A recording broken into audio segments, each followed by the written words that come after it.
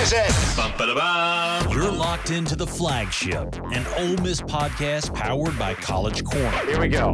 1, 2, 3. Get your daily Rebel sports fix at the Ole Miss Spirit, omspirit.com.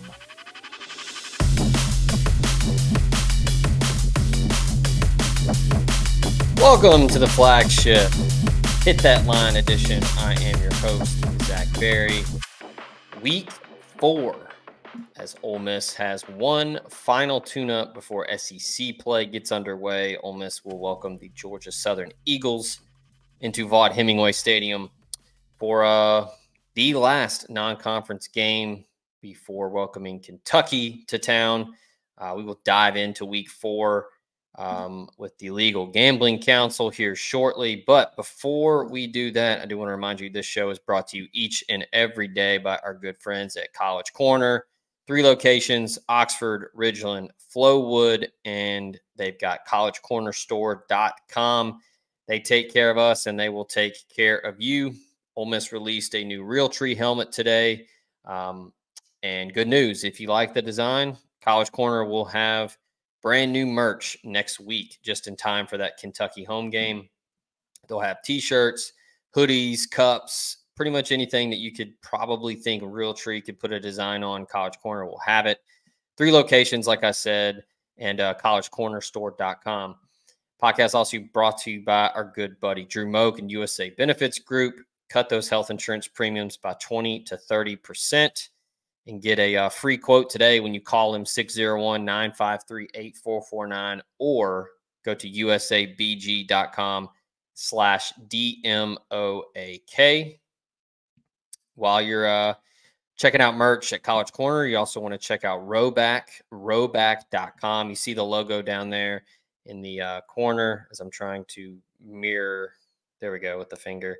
Rowback.com. Use promo code JUICE for 20% off before checkout. They're still working on getting the licensing approval to get Ole Miss polos, but they do have Mississippi themed polos, and they've also obviously got some red and blue stuff on there for you. So you can still use that promo code, and that's JUICE for 20% off. Last but certainly not least, our good friends at Homefield Apparel are back for another season. We have a promo code there as well, Last Dance 24 for 15% off your first purchase. They've got the VIP boxes. You can get those. They're getting those back in stock. And then they've also got plenty of Ole Miss merch from last year's drop. Or if you just want to get something else, you want to get the joggers. They're incredibly comfortable. Use promo code Last Dance 24 for 15% off. All right. Let's go ahead and bring in the Legal Gambling Council. We've got Nick, we've got Austin, and we have Ben. Gentlemen, good evening. Happy Week 4. Ole Miss is still yet to allow a touchdown to anyone. That is good. Last time I checked, I believe it's Ole Miss, Georgia, and Ohio State are the only teams in the country to not allow. So good evening. Welcome in. Look, I'll say it. We talked about it before the show started. We don't have the best resume right now, but I do think we're the best team in the country right now.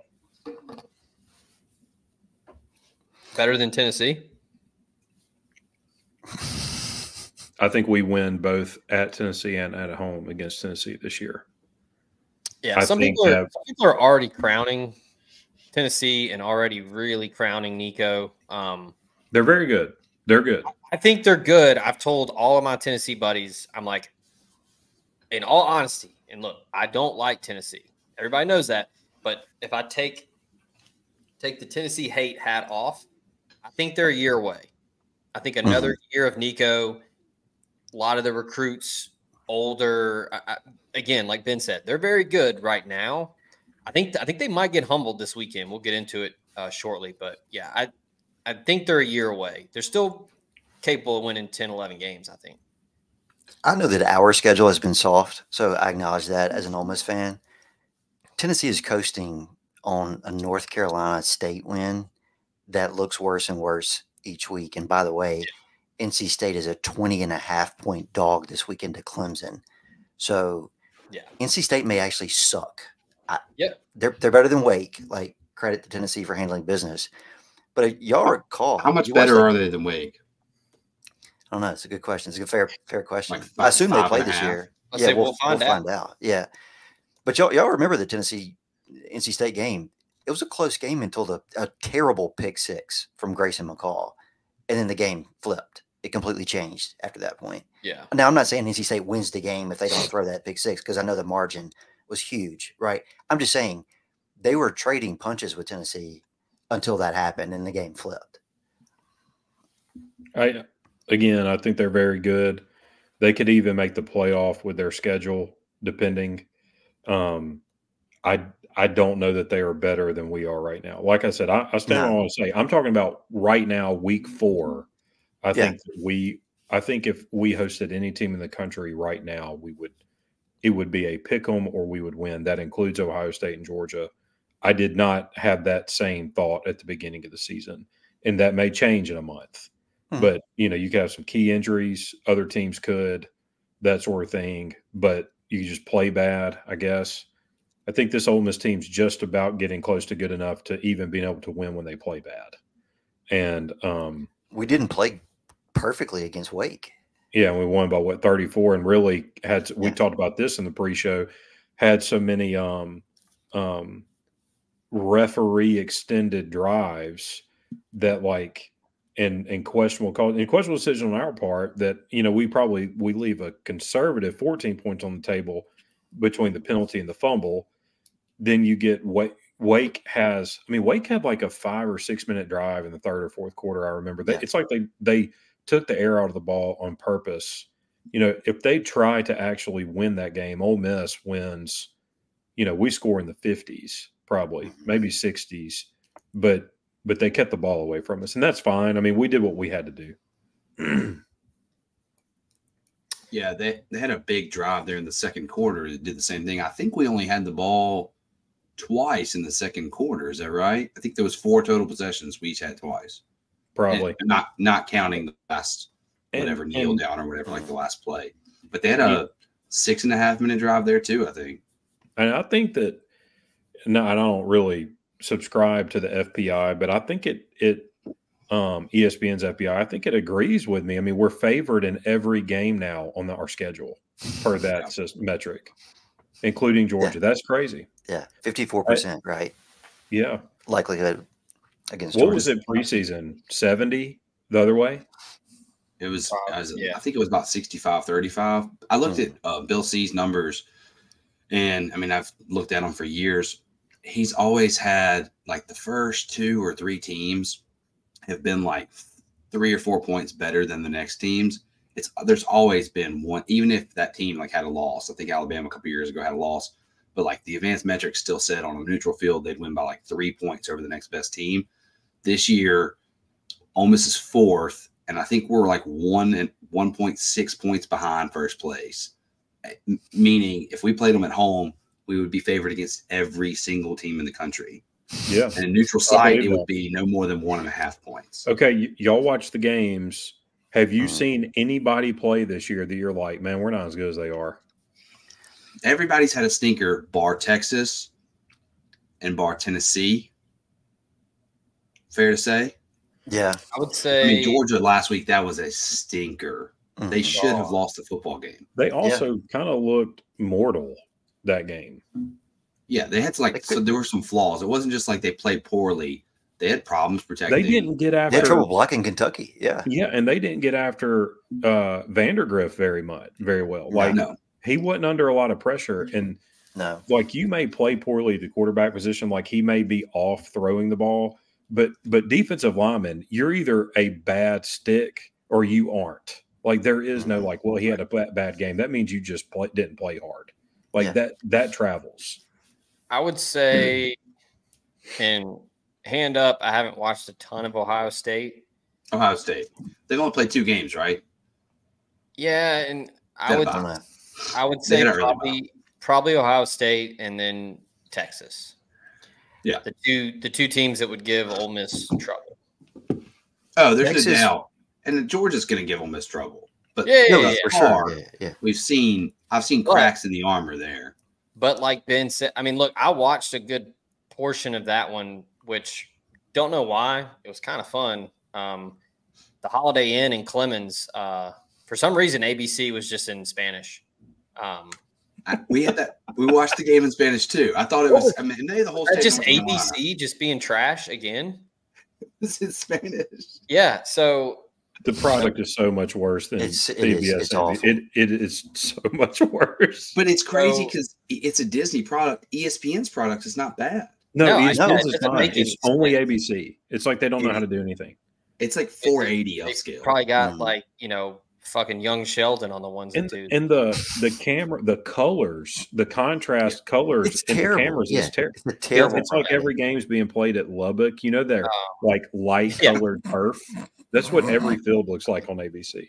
So they sent the worst truck, and then but also the graphics make it look even worse somehow too. Yeah. It's just everything about it is bad. It really looks like the old Monday Night Football from like 2007. It was like a bad, like Dennis Miller era, a bad product. I need to go back and watch the all 22 from that one at some point. But from what I saw in the fourth quarter, Kentucky pushed Georgia around. Mm-hmm. Yeah. And Vandegrift, who's not a runner, got some third downs. And I mean, if Kentucky had any skill players outside of Barry and Brown, it could very well have been a no, Ole Miss would have beat that Georgia team that night. So I should hope so. I think it looks it's very clear that this is not Georgia from last year. It's not Georgia from the year before. There's not a ton of talent at the wide receiver position. Look, everybody wants to say that Oscar Delp is the next big thing, but I think it's just because he kind of looks like Brock Bowers. He's not Brock Bowers. And they're dealing with a lot of injuries on the offensive line, and they don't have dudes off the edge on defense anymore. Like I'm not saying they're not good, but they're not scary. Just throw some cold water on it. This sounds a lot like last year when they flirted with disaster early in the season. Sure. And 2 years ago when they flirted with disaster early in the season. And last year they rounded into form and got healthy just in time to host Ole Miss late in the year. So it could trend that way again. Sure. But they definitely, to your point, even they're not missing dudes at defensive end. They just don't have them this year. Yeah, they're just not explosive. They're not as good out wide either. Like they get on offense. I mean, they miss McConkey, the tight ends. Yeah. Well, and just to be clear, I'm not saying Ole Miss is beating Georgia. I'm just saying before the season, everybody was like, 12-0. Yeah. Like they're going to walk to the SEC championship. And then they still got to play Texas. Mm-hmm. They got to play Alabama. I mean, that Kentucky game was like, had they lost that game, they were almost out of the playoff because they're losing at minimum one more game. If they had lost, let's say they lost to Ole Miss and Alabama, or let's say they lost 2 of those 3 games and they lost to Kentucky, it's over with. They're not making it with three losses and 1 good win. I mean, we don't have to get too deep into this, but like ETN was 19 carries, 79 yards. Their other 2 running backs had 5 carries for 7 yards.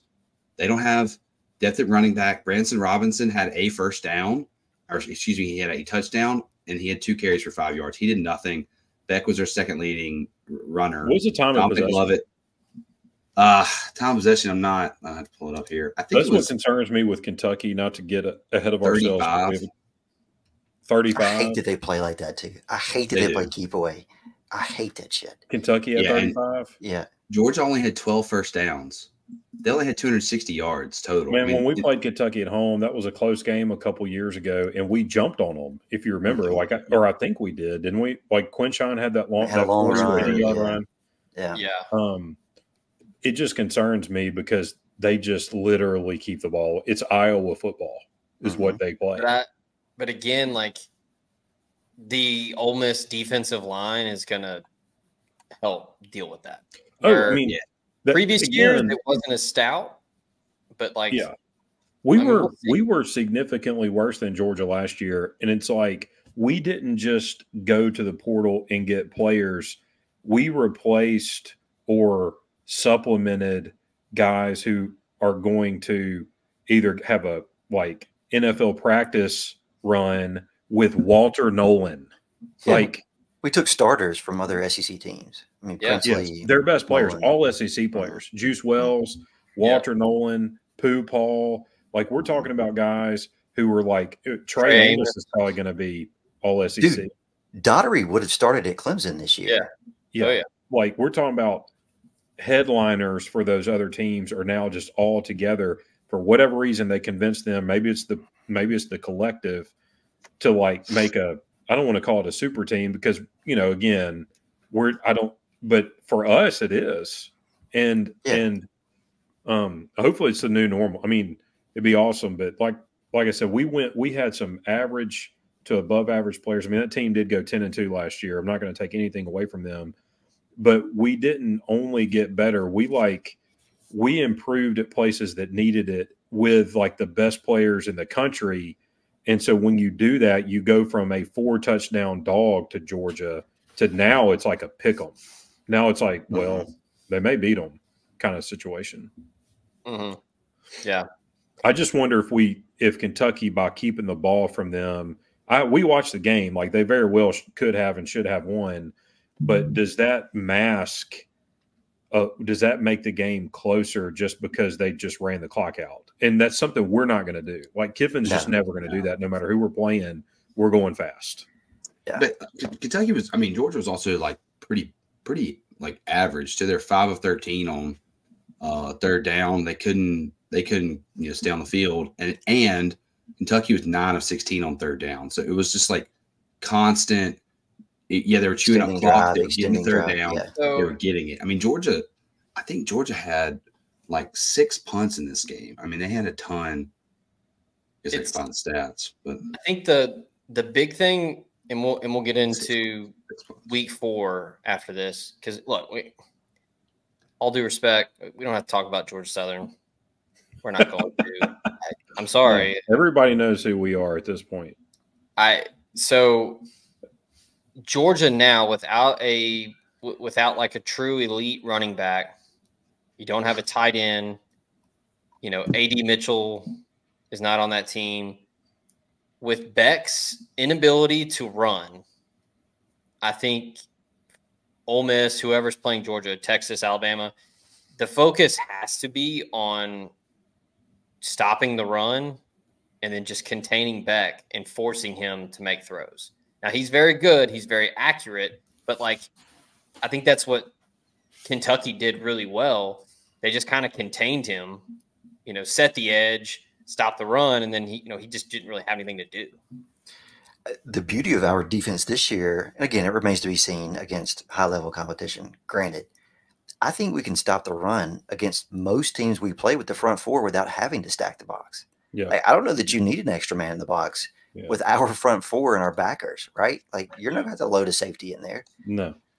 And then you got – don't need to. With Piggies and Nolan on the interior – I mean, that's nasty, man. Yeah. I mean, and Ivy's the highest graded defensive lineman in the country right now. Yeah. But we don't even talk about him.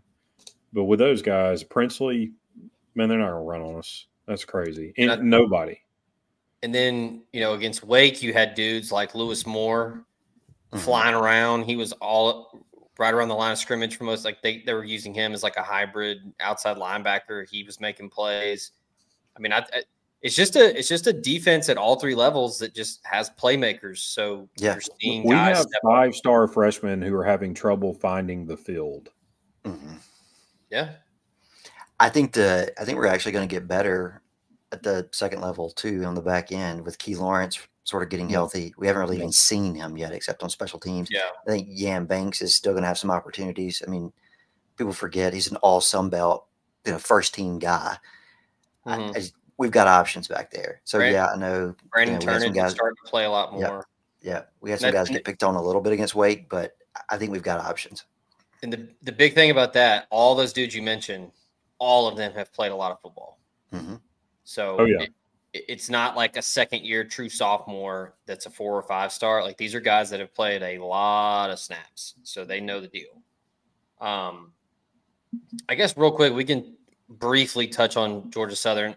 I do think – so I talked to my father-in-law earlier this week who, was a college football coach forever, He's really close with Clay Helton. Hugh Freeze. It's Hugh Freeze. Just tell the audience. Yeah, you just be honest. Yeah, I didn't get in the Freeze 5 pick, but yeah. So he's been friends with Clay Helton forever, and he was like, yeah, it'll be fun to see this week, like how Lane approaches this game, because like they're tight. So like, I do wonder with like laying the points. Like, I don't think Lane's going to want to pull Clay Helton's pants down in front of everybody and, like, embarrass him. And the week before Kentucky. Yep. Right. It's a little bit of a short week because it's – So can I just lock this in then? Can I just go ahead and lock in under 67.5? I was going to say – great pick. Under – like, this feels like a 42-10 game. Yeah. Like something or like 35-3. Yeah. I mean, you can use Kiffin can do the Nick Saban thing where Ole Miss is, sloppy, where he uses it as in practice, like you guys aren't ready for SEC play, and they get after it in practice, film room, blah, blah, blah. Saban did that his entire career. It was almost like on purpose they'd play a sloppy game against ULM or I think they were losing to the Citadel a few years ago at halftime. Yeah, I think you were exactly or late second quarter. I think the play might be on this team. I mean, I guess it's kind of over because the non-conference season's over after this week. But Ole Miss minus the points in the first half and under for the game because Ole Miss is going to come out, or you could even do first quarter. Ole Miss is going to come out blazing, 17-point lock in the first quarter, and then third and fourth quarter it's in neutral. I mean, might even be going in reverse. It's shut down. That's a good point. Yeah, the first half line, or hell, the first quarter line, that's where you drop a mortgage payment because Dart's going to be in there. You're going to have the whole first offense in there. They're going to be getting their reps in, and then you'll put Simmons in, and then you'll run the football. And keep in mind, this is a Georgia Southern team that let Ashton Jeanty. Now Ashton Jeanty. Very good. Probably the best running back in the country. 6 touchdowns. He ran all over them. So I look for Henry Parrish and company to have a good day. That would concern me about the point spread because you can't tell your players to lay down if you're running it. It's not like you're airing it out. And so I'm staying away from this game, though. I think under is the right call. There's no way this goes over 67 or whatever you just said. Why is it so high? I mean, what is 67? What is that? With a 35-point line is 49-14, 49. So 52-14, 52-17. 52, like it's like 51-16, which we're not putting 50 on them. We're not putting and I don't think they're scoring 17. Well, I'm about to say, even if we do, they're not scoring 17 on us. I mean, look, Lane was pissed off at Wake. Like had all the incentive in the world to pour it on, and we kind of didn't this week. We haven't gotten into the 50s outside of Furman yet, have we? No. So we put 52. We put 52 on. 52 against middle. Okay, 52. All right. So we'd have to score 52 this week to break that 67. He's not going to do that to Helton. And look, it's a two-way street. So not only I don't think Lane is going to do it to Helton, but I guess it could accidentally happen. I don't think Helton's going to be interested in chunking it around in the fourth quarter either. Like he's going to hand the ball off and get out of there. Like they're going to get out of the stadium. They're not going to try to backdoor cover. Yep. Right. Yeah. It's a bye game at 6:45 at night. Like, you know what I mean? It's going to be nighttime, like late, 10 o'clock. Let's run the ball. Let's get our sandwiches and get on the plane. Exactly. Go give Lane a hug and a handshake and hit. Yeah. Yep. Get on the bus. Yeah. So we all expect Ole Miss to win comfortably. I think it'll be similar to the first 2 weeks of the year. I mean, hell, it could be similar to last week. I mean, Ole Miss has dominated all 3 opponents so far. I don't expect much resistance from the Eagles. Now, the Georgia Southern is going to look good. The away Georgia Southern look is damn good. Are we still talking about the uniform? I was like, special. Yeah. Well, that's what I like that though. It's like I did too. I love the number on the helmet, the white on white. Yeah. It's going to look crispy, but they're going to see, but that uniform looks much better when it's running the triple like they used to at Georgia Southern. Dude, it doesn't look as good when you're chunking it around. Back when they had Adrian Peterson at fullback, Mm-hmm. and I cannot remember the quarterback was number 10, I believe. Dude, yeah, that when Paul Johnson was there, watching that shit on Raycom. Dude, yeah. When they pass, bro, I need their quarterback. CSS, bro. Yeah, that was the CSS stuff. Or see it, yeah. Dude, that was living back then, baby. Channel 14 in Corinth, Mississippi. It's like watching ABC now. It is exact. It's exact broadcast. Bro. All right, week 4. Better announcers than the CW though. Sorry, Zach. Go ahead. That was pretty strong. Yeah, they were good. They were pretty good. They were. So wait, the guy that was doing play-by-play, he had some. He got canceled briefly, right? Yeah. Brenneman. Castellanos, and there's a drive to left. There's a drive. Yeah.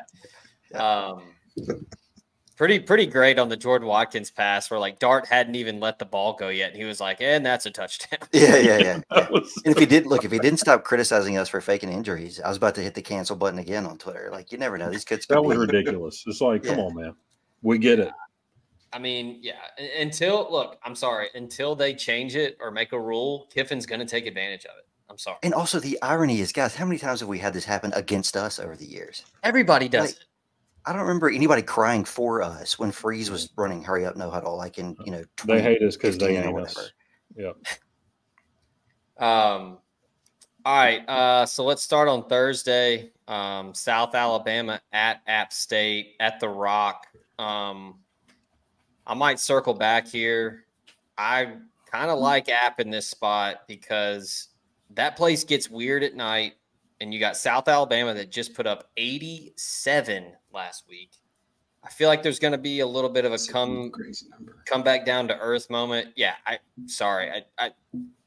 don't want to say I feel bad because 87 points is just fucking outrageous. But yeah, Northwestern State didn't cover the 36.5. They did not. Did they cover in any quarter? I mean, I legit finished the stream last week playing on NCAA 25. I saw the score on ESPN. I thought it was a typo. I went upstairs and checked it on TV. Sure enough, it was like 80-10 at the. I was like, God. Yeah.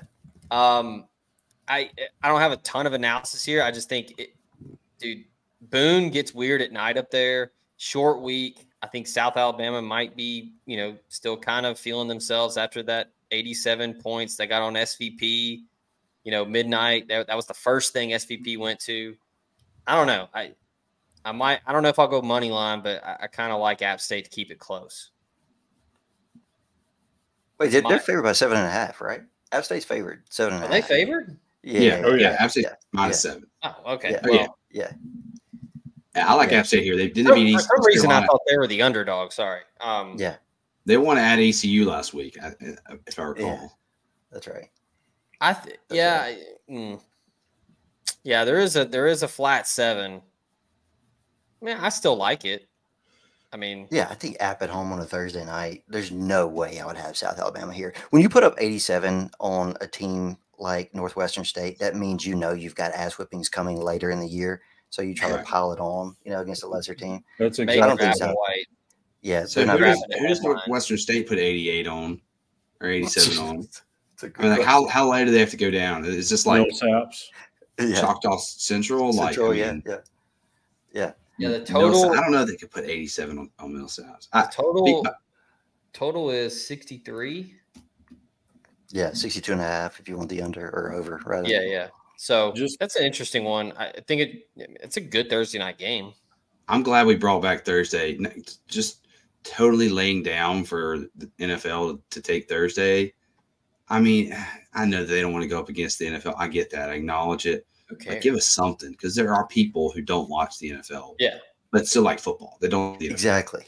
Dude, I'm not sure that the Venn diagram overlaps as much as people like to pretend it does. No.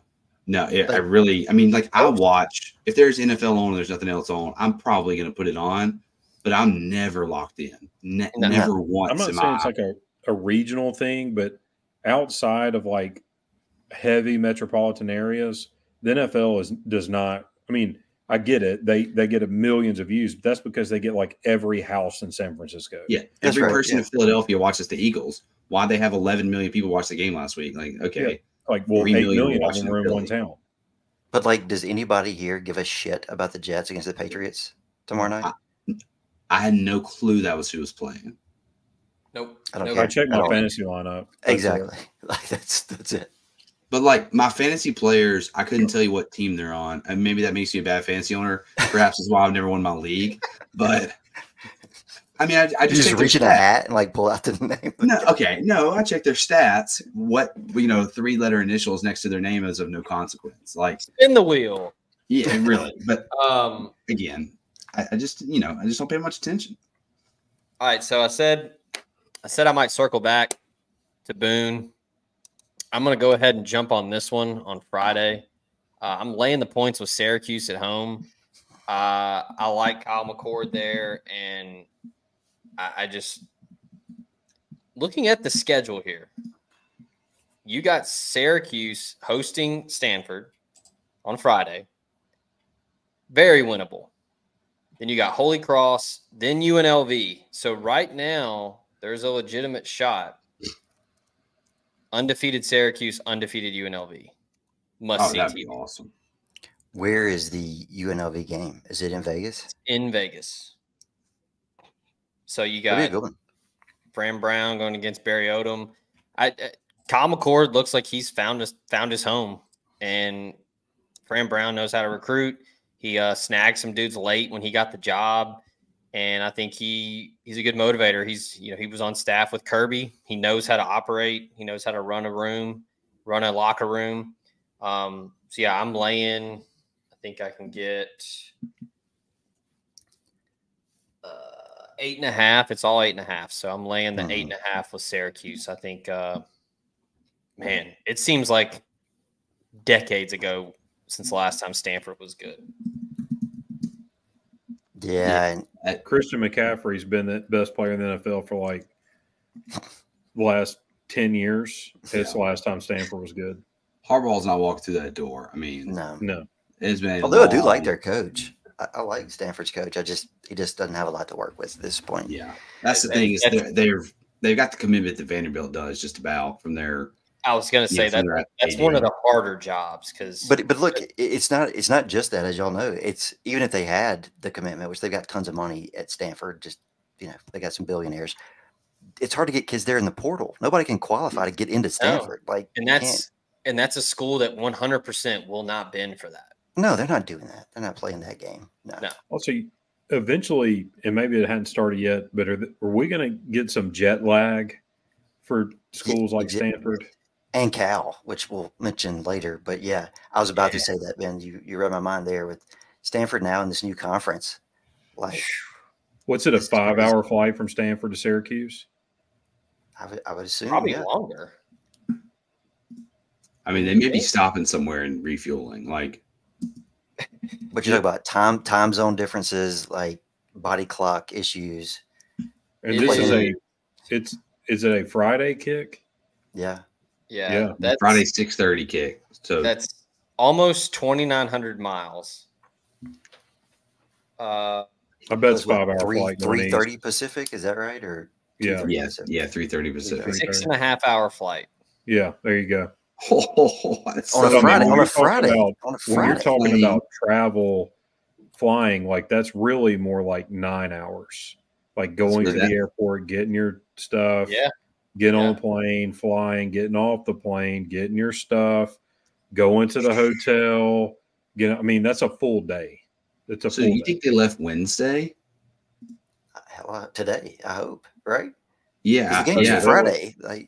They had left Wednesday. Probably left around like right after breakfast or like before lunch today. They're also not only that, we can move on, but it's a 6.5 hour flight plus 3 hours. Because of the time zone. So if they left at noon, it's almost 10 p.m. when they're landing in Syracuse. Let's do it the other way. Like Sunday morning, they wake up. It's going to be 8 hours going back because of the jet stream. So they're going to be an hour and a half slower getting back. Like I'm telling you. Yeah, no, and Cal, or Cal, they did Auburn. Didn't think this through, man. I'd be like, if I'm the Cal's is worse. I'd be like, man, we're going back to the pack.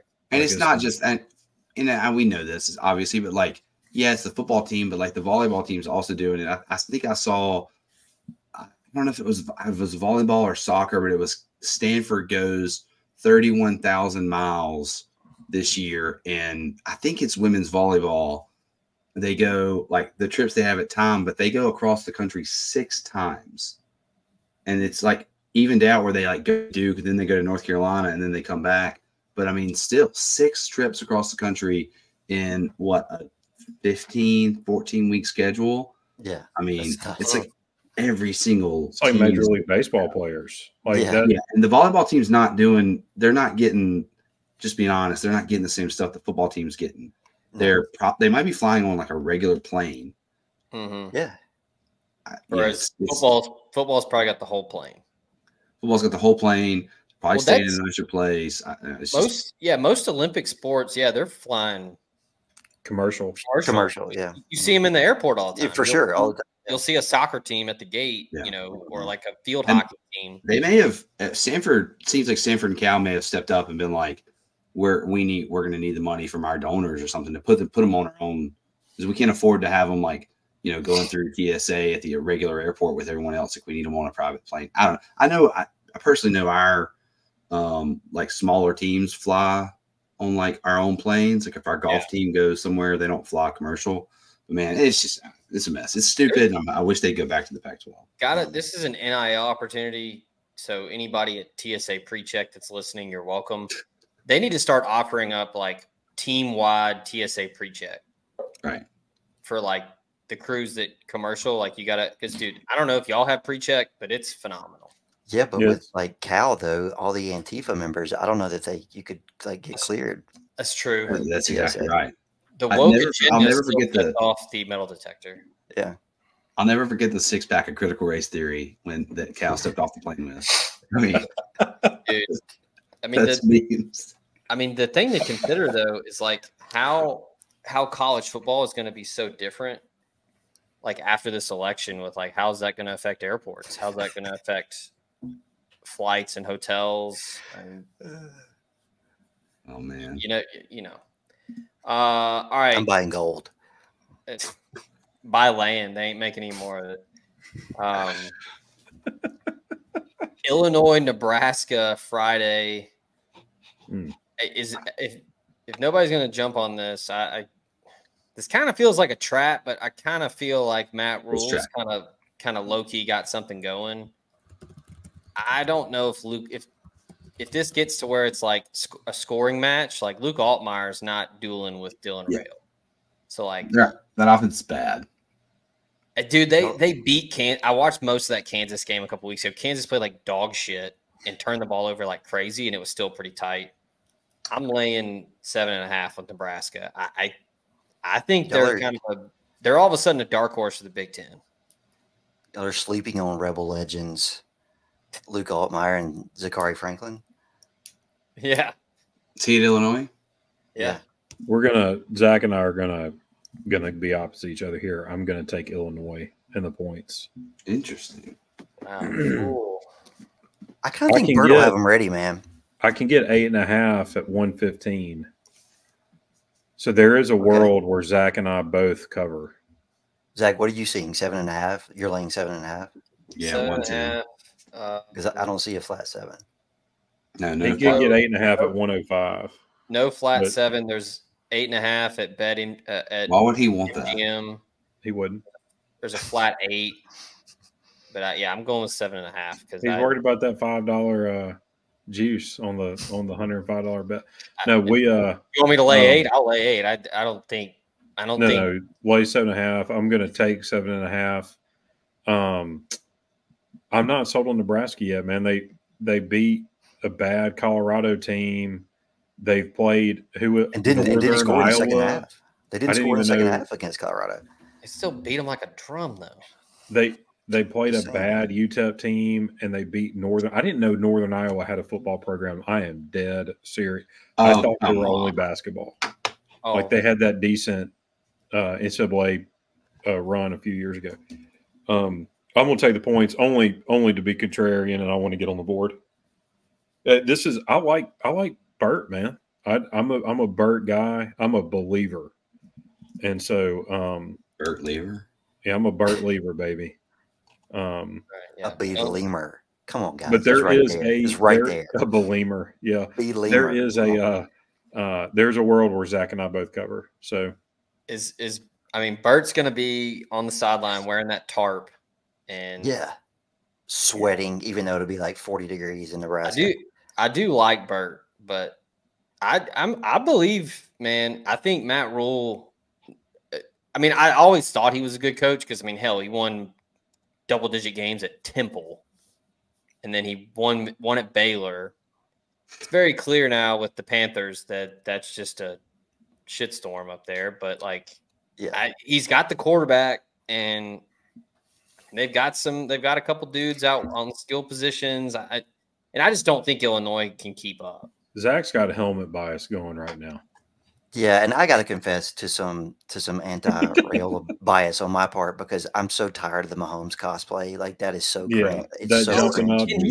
And he's doing that thing where he's like, I'm not doing that to be like Mahomes. It's exactly what Mahomes does. Yeah, no, he literally he just rips off literally everything the guy does. It'd be different if he was like a 12-year-old. Dude, you're a grown man. Stop. That's weird. Like baby Gronk doing it. Yeah. I don't think this isn't helmet bias. I just think Nebraska is going to be better. Oh, I'm sure they will. It's just going to be weird when Illinois rolls in there and wins like 35-7, and people are finally not talking about Nebraska anymore. Illinois wins 35-7. Lemur. And don't think I didn't catch that little gambling joke you made, Ben. All right. Anyone getting on San Jose State, Washington State in the nightcap? I liked San Jose State a lot when it was 14, but at 12, I don't really have any interest. Yeah. I do like Wazoo. Mateer is fun as hell to watch. I think it's a good spot to fade Wazoo after their Super Bowl win against Washington. They're going to be big. Yeah. They're going to be flat here. It's just, can San Jose State keep up? San Jose State's got a killer receiver. Nick, what's his name? Oh, he's leading the country in he's good. Receiving yards, I think. I just don't know if he'll be enough by himself. Nick Nash, maybe? No, that's right. Nick Nash, Nick Nash, yeah. He's got can he keep it within the number by himself? I don't know. 6 touchdowns already, 485, 34 receptions. Yeah, he's putting up some numbers. All right. Let's get into Saturday here. I have an 11 a.m. one if you guys don't mind. I'm going to go ahead and take it. I was going to say I'm opening up the floor, so let's get it rolling. Clemson -20.5. I think that North Carolina State is trash. Yeah. Talked about it earlier. So I went and looked it up, and they had North Carolina State's at home in 2 weeks. I think it's October 5th against Wake Forest, and it's got ESPN's FPI has State at like a 60-40 chance to win at home, aka at a neutral site, it would be like nearly a pick 'em. And that tells me that NC State is bad if they're a pick 'em basically against Wake Forest. And I think Clemson is going to show themselves a little bit better than they did in week 1 in that Georgia game. That was the rolling downhill Georgia team that we saw in week 1. I think Clemson's better. 3 touchdowns better than NC State. I kind of think they're going to beat the brakes off of them. And that NC State team last week against Louisiana Tech was downright awful for 3 quarters before kind of coming back late. And NC State's on the backup QB now, right? Yeah, that's right. I think McCall is hurt. Yeah, I know that's baked into the number. I'm just saying, keep baking. It's I don't know how you could take NC State at this point. I don't know how much they're scoring. That's a good pick.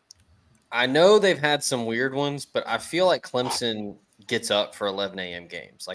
I feel like that team plays well at 11 a.m. They always have good crowds, and NC State just sucks. I think Clemson is just gonna suffocate them.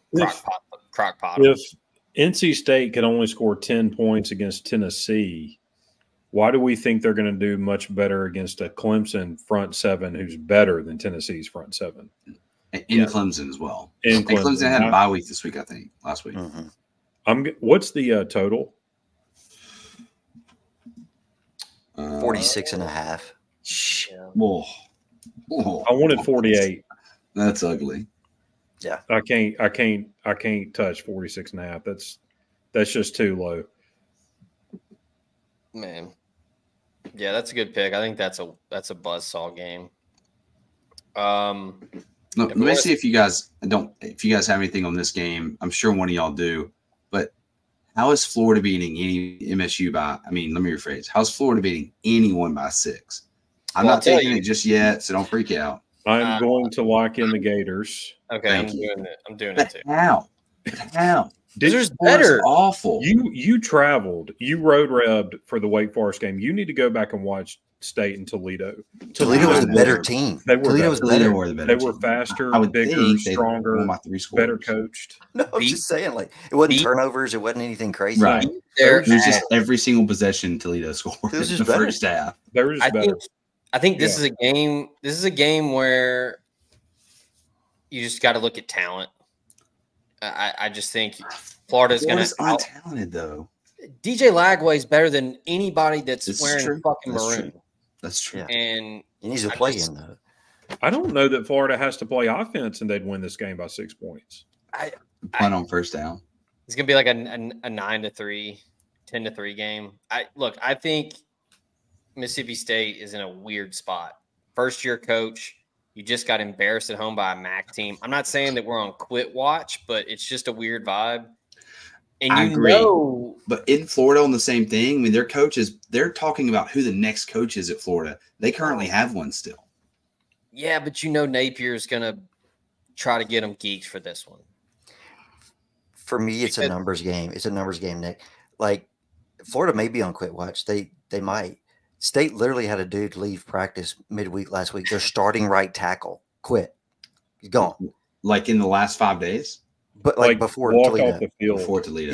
Yeah. Wow. So like took his helmet off and walked off and got in his truck and left. So for me, it's like you play the percentages. Say 10 of Florida's 15 SEC quality players are checked out for the season. State didn't have 15 quality SEC players. They had like 2. I think. I don't know how this line's only 6 after last weekend. I'm telling you, man. Like, what would Georgia line be this week against MSU? 42-30. No, I think it's got a 4 in front. Yeah, what would Vandy's line this week be in Starkville? Ooh. Pick 'em. State, because that's a team that plays really hard. Yeah, pick 'em. They're just not Vandy real would beat State. I would lay those points, or I'd take Vandy. Yeah. Okay, let's play this line game, Nick. So State was 10 last week at Toledo, or against Toledo. They closed at 10. Is that right? They lost by 24. Right. Is that right? Toledo is 2.5 against Western Kentucky. Yeah, I saw that's a surprising. I don't know if that's like they think Toledo that was their Super Bowl or something. Yeah. That surprised me. That number was so low. Yeah, no, just compare the numbers. Like, right. All right, Nick. Here's my reasoning. And Ben's with me, so maybe he'll agree, or maybe he was thinking the same thing. Florida can win this game, so I don't think we're on quit watch with Florida. Mississippi State probably won't win another game. Yeah, they probably won't. They're fortunate to play UMass right now. They play UMass. They're 1-2. They're staring at 2-10. No, that's best case. Like that's down the barrel. The barrel is like this in has the nothing to do with them being our rival. This is the worst SEC team I have seen since 2011 Ole Miss. Or that I'll actually watch. I'm sure Arkansas went 0-8 like 4 years in a row. That Arkansas team was bad at one point. I think it's definitely the worst non-Vandy team in the last decade. Yeah. I just want to remind y'all that preseason we had State people saying, if we could just be 2021 Ole Miss or 2020 Ole Miss, if we could just pile on the points and then hold people off at the end. God, you don't have Matt Corral on your roster. You don't have Elijah Moore on your roster. You don't have these dudes. Jerry and we told them that preseason. Kenny Yeboah. The problem with when you have to outscore people is you have to score, and that's really been a fundamental issue that they've had so far. They're ready to fire Levy, dude. It's like, man, this ain't his fault. And that's my point. We always get to this topic. we're so close. But we're gonna blink and it's gonna be mid-October. Lane Kiffin might run it up in the Egg Bowl, and he might do the machine gun celebration. He is going to try to embarrass him. When's the last time we truly ran it up against State? I'm talking. He's gonna know where Levy's family is in the stands, and he's gonna be like. I would give anything to beat them 63-0. Make them look like UT Martin. It's going to be like 2008. It's going to be 2008 where Tyson Lee is trying to find a hole to crawl into. Yeah. If it's as bad as 08, their quarterback might leave the game at halftime, like that right tackle did. Tyson Lee should have. Yeah. The difference is that 08 team had Anthony Dixon. Right. Are you talking about Booby? Booby. Yeah. There's no Booby Dixon on this team. I couldn't. I was shocked that Wesley Carroll didn't just lead them down the field in that game. So I hate to spin this into this, but it comes up in this. Florida's playing them, so we can, I guess, put them back in or broach this topic.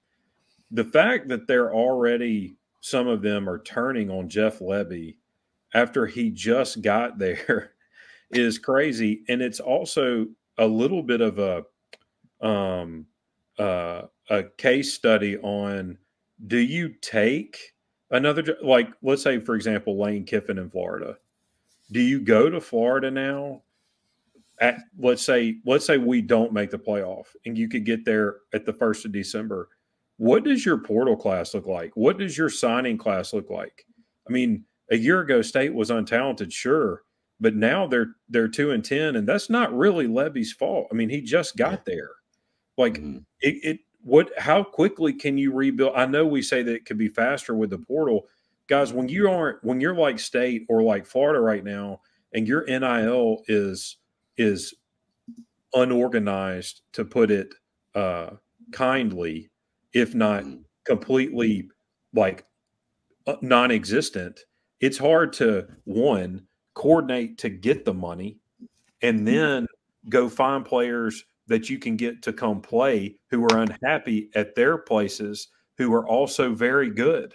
A lot of things have to happen correctly in order to do it. And that did not happen for Levy. And it should be a little bit of a eye opener for anyone. And I'm not saying this for Lane Kiffin, just for anybody. If you're going to take a job in this league and fans expect, because of the NIL or whatever, to win immediately, no matter what they were like the year before. I mean, we're talking about Mississippi State. It's not like they've been a historically dominant program. They've had some good years. I mean, the first thing they'll tell you about themselves is that they were number one in the nation on some arbitrary week 10 years ago. But point is they're already turning. They're like, man, this guy's worse than, I think I read some message board posts where they were saying he's worse than Kroon. Jeff Levy's objectively good offensive mind. Oklahoma ran it up on people last year. He was good with Matt Corral. He and Kiffin may have beef. That doesn't mean he's not good. And he's also got the pedigree. His brother-in-law, we can say what we want to about the Browns. They may have some questionable off-the-field stuff, but on the field, I mean, Baylor blew people out with Art Browse. And so Levy's from all of that. He's been under Kiffin, been with them.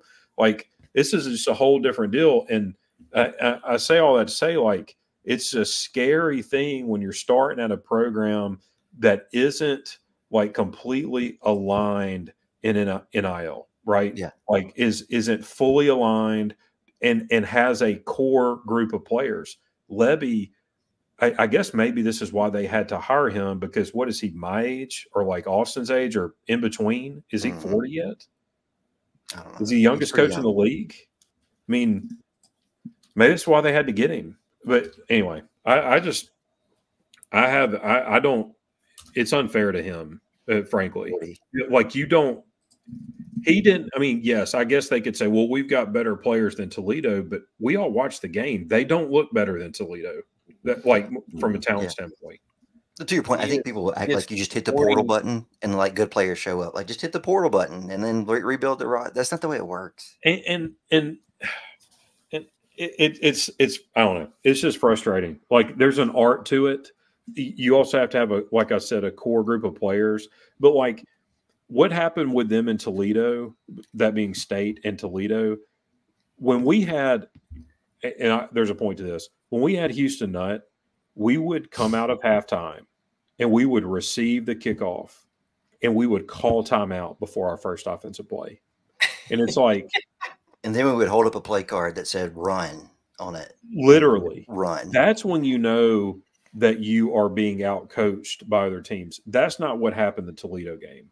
Like, it's not a schematic thing. It's I mean, the guy didn't leave Ole Miss where he was like the top offense in the country, in Oklahoma where he was the top offense in the country, and get to State and so be like, you know what? I don't know what the hell I'm doing. Like, yeah. So you're like, that's a 10-minute diatribe to say they don't have players. I don't know that they're ever, until they get NIL together, they're never going to have players. They're never going to. I think Levy legitimately thought that he could rally the troops and get the NIL going.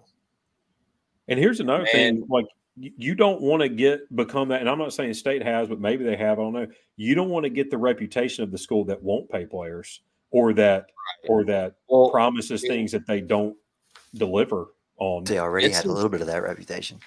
This is now, I think, going to be a cautionary tale for people. I mean, look at the Florida job. They don't. That's why I was relating it to Florida. Like, and I hate to use Kiffin, but he's the one they all want. It's like, do you show up down there and run the risk of this happening to you? Right. You're going to have a bad first year. Yeah. That's what I'm saying, is like, this is going to be a cautionary tale for like guys that are just trying to get their first head coaching gig. Man, you got to be careful, because like, if this rolls out, if Levy rolls out at 2-10, like, that's going to be on your CV for the rest of your career. And can you come back from that, dude? If he rolls out at 2-10, how do you sell that to recruits? How do you sell that to transfers, even with the money? Man, I don't. Yeah. All right, let's keep. So wait, what was the lock? Ben's locked in Florida, right? Yeah, we're both locked in. Okay. Yeah, Ben's we should all four lock it in. I don't know why y'all aren't joining. This is I feel like this is easy money. MSU's burned me too many times already this year. That should tell you. Yeah, you've been going the other direction. Bad. Yeah, but what if now I'll get burned the other direction? They'll win the game. I don't want that to happen. That should tell you just how bad this podcast perceives Mississippi State. That Florida, who has not looked good at all, and we're emphatically locking it in. Okay, to that point though, no, they Austin's haven't. a big log away guy. No, I'm just like I think he's really good, but I'm also like, Florida's losing to Miami, which is almost certainly a playoff team, and Texas A&M, which with Reed at quarterback looks like maybe an 8-4. You know, your typical Texas A&M 8-4 team. Like, Florida's not losing to Toledo by margin; they're losing to bowl teams, and playoff teams. Well, Marcel Reed comes from Montgomery Bell Academy, where men, boys become men and leaders. So of course he looked a hell of a lot better than Wegman. Now maybe that was just a Florida thing, but he looked damn good. Yeah, he looked like Wegman's out of the job. Oh yeah, he's gone. How is this going over 58.5? It's not. There's no way, unless it's just like a comedy of errors on defensively. Yeah, I'm locking in 58.5 under. I too am locking in 58.5 under. If the line was 38.5, I would. All in favor? Yeah. I'm taking under 58.5 too. This could be our first 4 for 4. This is crazy. 58.5. I feel like they put that on the wrong side. It should be like 18.5. And look, today I think it bumped up to 59 at one point. There was a little buyback to get back under the 59. But I know MSU's defense is not good, but I just don't think Florida's going to take that many opportunities to score on them. And MSU's not scoring many points. And Florida's not explosive. No. This feels like a game where if Billy Napier can stop being a dumbass and just play DJ Lagway, where they just run a 9 route with Elijah Badger, and just Lagway just chunks it and he goes and gets it. Yeah. This feels like 31-17 Florida, right? I was going to say like 17-8. Okay. Yeah, I think Dude, it's like yeah. 20-11. I need that so bad. We need another Mississippi State score to add to the pantheon, the 3-2 pantheon. Like, God, 22-12. 22-12. Was that Score the got Troy me. score 20 years ago? Yeah, just The main a score that just can't happen. You actually can't get that score in football. I was at that 3-2 game, standing outside the stadium. Oh. But it was before they bolted in, so we could see, Yeah. we could see. Yeah, you still pay too much for it somehow. Right. And there was another game where they played LSU, and were on the 1 and got stuffed 4 straight times. It might have been that same season. Yes, they got goal line stood. I remember that. Did they lose 10-7 maybe? It was low scoring. Or 10-6 maybe? Man, they've had some clunkers. Yeah.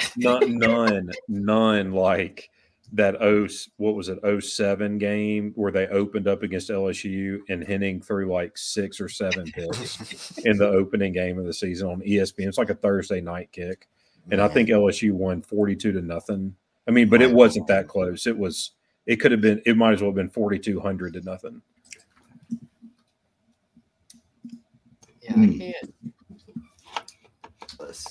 Somebody said that they saw Michael Henning jump off the top of the stadium, but he got intercepted on the way down, so he was unsuccessful.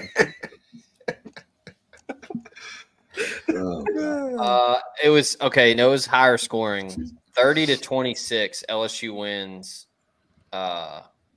Just the goal line stand. Yeah, but I'll say this ain't the game I'm talking about. Yeah, this was like Brandon LaFell, Patrick Peterson. This is a pretty solid LSU. They won they wore the purple jerseys. Yeah, they apparently I guess it's Tyson Lee. Oh, on the 4th down play, less than a yard out, took a drop step to fake a handoff, then turned back to the line of scrimmage where he was met by the Tigers for no gain.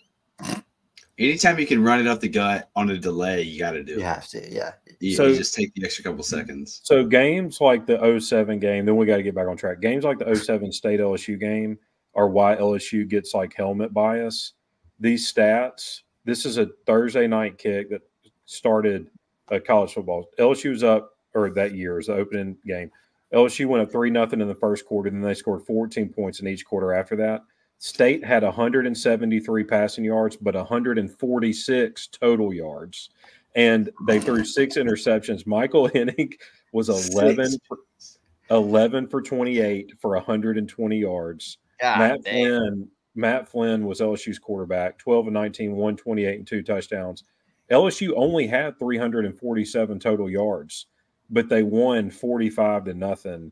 And State, like I said, had 146 total yards. Of course, when you give them 6 possessions, 6 from turnovers, like that's going to happen. And that was Matt. That was LSU. LSU's Matt. I can only throw it 35 yards. Flynn. Like, yeah, that's right. That dude had a noodle on him. Jacob Hester was their running back. Yeah. He's the reason that they do like the 18 crap. Yeah. It? Like it's kind of after him. Look at Nick. Nick, you going to the LSU game this year? I'm going to the LSU game this year. We're gonna. I'm looking for tickets right now.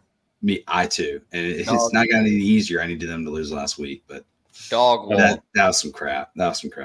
Dog. All right, let me ask you real quick. This is another SEC game this weekend, and I think somebody will probably have one on this. Is this something you might be interested in?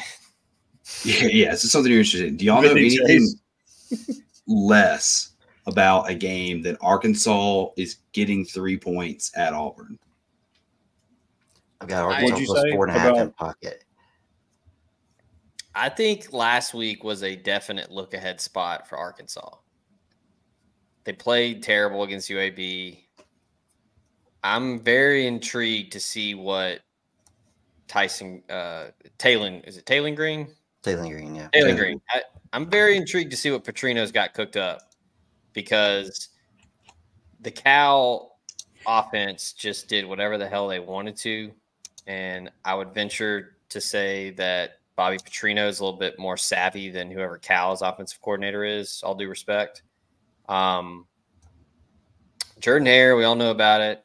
Nick loves it. It's super wild and wacky, but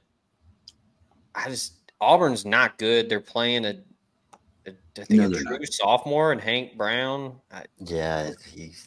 But how do you keep the home fans happy? You win home games, right? They got Arkansas this week. This is one Hugh knows he's got a good chance to get. Yeah, they got Arkansas this week. They got Oklahoma next week. That'll be tough. They get Vanderbilt, so they can get a win there, and they get Texas A&M. My point is, you got to win your home games, and you can't go 1-3 or 0-4 in the SEC at home. He already lost to New Mexico State last year. This is like standard college football game. The home team's favored by 2.5, and the total 56. Like stay away. I can't bet this. I can't touch it. I think I might circle back. I think Arkansas's got the better quarterback. Yeah, Arkansas's got the better offensive mind in this game, Petrino. I think Arkansas's defense is better than Auburn's defense. Agree. See, I think Arkansas's defense is kind of weak. And Jaquindon Jackson, I saw earlier today, it's reported he's probable for the game. They need him to run the football. I do think Arkansas probably had a tougher week of practice this week than Auburn. In the two games that Arkansas has played that were against legitimate D1 opponents, they've given up 39 and 27, and one of those was UAB. I think the offense is still kind of bad. I don't know. I didn't see any of the game last week, so I did see a lot of the Oklahoma State game, and they didn't stop Oklahoma State at all in the second half. They feel very one-dimensional to me. I can't touch this game. I don't think Auburn's any good. I just think that they would screw me here if I took Arkansas. Right. Man, that's the most stay away game I've seen in a long time. Can't touch it. Wouldn't even glare at it. Don't stare directly at it. I don't do 56-point totals, man. That's freaky. 55.5. It's like you said. It's just like they threw out the average line to college football. That means Vegas doesn't know what to do with it. Let's do 3. They have no clue. I mean, the money line's not even really worth it. No, it's right. 135, 140. Yeah. So I was thinking I'll just. This is what every NFL game is now. That's why I don't literally. Yeah, that's why you don't bet the NFL. That's right. All right. Moving into early afternoon. I'm not even going to really dance around it. I don't. This is kind of one of those where it's like don't think too hard. SC at Michigan. I do not see how Michigan keeps pace. SC actually plays defense now. They are physical at the line of scrimmage on both sides. Miller Moss, legit dude. And I think that you've got Woody Marks runs the football well. They've got Zachariah Branch who can make plays. I don't think Michigan has the star power or even the firepower to keep up. I'm seeing 5.5. What are we doing? That's easy money. SC. Roll. Yeah. I could not bet Michigan at 5.5. I would never touch it there. I do think it's an interesting comparison, though, with their previous, game against marquee competition. Texas was 7.5 at its highest, and this is 5.5 for SC. What's Texas versus SC on a neutral? Probably 10.5. More than 2, right? Yeah, right. Yeah. Oh gosh, I was thinking 14.5. Could be. Okay. Right. Yeah. Well, I said 10.5. Yeah. I just now, granted, in retrospect, the 7.5 was way short for Texas against Michigan. But I'm just telling you what the market thought going into the game. 7.5. That was a number. How the hell is Michigan scoring? Is my point. Yeah, I agree. This is respective of nothing because this is not the same USC team. I just see here they haven't won or covered a game in Eastern or Central time zones since 2011. Damn. SC? Yeah. That hasn't won and covered. Excuse me. They've won a game since then. They haven't won and covered. No better time than the present, Nicholas. That's true. That's true. And it's only 8 games. So it's not a huge sample size. It's fixing to get larger, obviously. They're going to start playing 3 or 4 every single year. But it is still kind of, it is a body clock thing. They talk about it more in the NFL because it's like, the Chargers are playing the Jets this week. Let's talk about the body clock. But it is going to be a thing. We talked about it with Cal and with Stanford. At some point, it will be a thing with USC and UCLA in the same way. That's why a lock of mine coming in here in a second is LSU is going to absolutely destroy UCLA. Yeah. It's their last easy game of the schedule. They didn't look really good against Nicholls State. They are going to put it on UCLA. UCLA is god awful. We'll get to that in a second. I like the under here, but it's gotten beaten up at 44.5. That's a touch low. I liked it when it was 47. I don't know that, USC might get into the high to mid to high 20s. Mm-hmm. Can Michigan keep pace at all? Like, are they going to do their part to send you over? I'm not that concerned about it. I think USC can stack the box and make Michigan try to throw the ball, and Orji has not demonstrated the ability to beat anybody passing the football downfield. And in fact, they had such little confidence in him that, he lost his job to a walk-on to start the season. So, I lean under real hard, but I'm not going to pull the trigger at 44.5. Yeah. They benched him to a former walk-on too, and he was like the guy. They wanted him to be the guy all off season. Pretty much handed him the job, but never named him the starter. And then they benched him in week 3. That's a Michigan team. I think we're going to look back and look. Texas may win the national championship and may go 16-0, but we're going to look back at Michigan that win and be like, yeah, it's a 7-5 or 8-4 Michigan team. Yeah. They had some talent because they've got 3 guys who are going to go in the first round of the NFL draft, but they're not very good at all. Yeah. All right. I could not bet Michigan at that number. All right. Let me go ahead and if you guys don't mind, floor is open. Go ahead. Yeah, I'm gonna lock in LSU minus 24. That's against UCLA. LSU, I don't think they've covered a game this year. I don't think they didn't cover against Nicholls State. They didn't cover against SC to start the season, and they didn't cover last week. But UCLA is a different beast. I mean, they were bad against Hawaii in that week 2 game, or I guess it was week 1. UCLA hasn't won. They haven't played in the Central Eastern time zone in 5 years. This is one of those times where they're traveling long distance. The game is, I'm sure it's at 2:30. They'll probably announce that it's nighttime in Death Valley going into the 4th quarter. UCLA is not scoring points on this LSU team. Not that LSU defense is great. They're bad, but there's a total talent discrepancy. Ben talks about it all the time. When you got teams that they're playing different football games basically, and that's LSU and UCLA. Yeah, did UCLA get blown out by Indiana? Yep. Destroyed. They got welcomed to the Big Ten by Indiana, and Indiana had more fans than UCLA did at the Rose Bowl. I think it was 42-13. There's not a player on Indiana's team who could be on LSU's. Yeah. This is a good pick. Yeah, I'm riding with you there. I had that one circled. And if the floor remains open, speaking of Indiana, give me the Hoosiers laying the 28.5 against Charlotte. I think Charlotte's playing a backup quarterback, and Kurt Cignetti not fucking around. They're destroying Charlotte's awful, too. They should have lost to Gardner-Webb. Yeah, right. Took a furious comeback in the 4th to beat Gardner-Webb. And Indiana's not taking their foot off the gas. They beat the hell out of UCLA last week, and they're going to do the same to Charlotte this week. They got some transfers. They brought a lot of guys over from James Madison with Cignetti. James Madison was a fan favorite of the podcast last year. They got dudes, man. And they also have Ohio's starting quarterback from last year. So Indiana remade their roster. They're better than people think, and they're going to destroy Charlotte. It's 42-3 or 56-3. I mean, Charlotte's bad. Charlotte trailed by 2 scores, I think, in the 4th quarter, definitely in the second half against Gardner-Webb. Yeah, that's right. And Cignetti's cutthroat, man. Cignetti's cutthroat. Yeah. He's not. They're not doing the Tom Allen thing. He's putting his boot on people and finishing them off.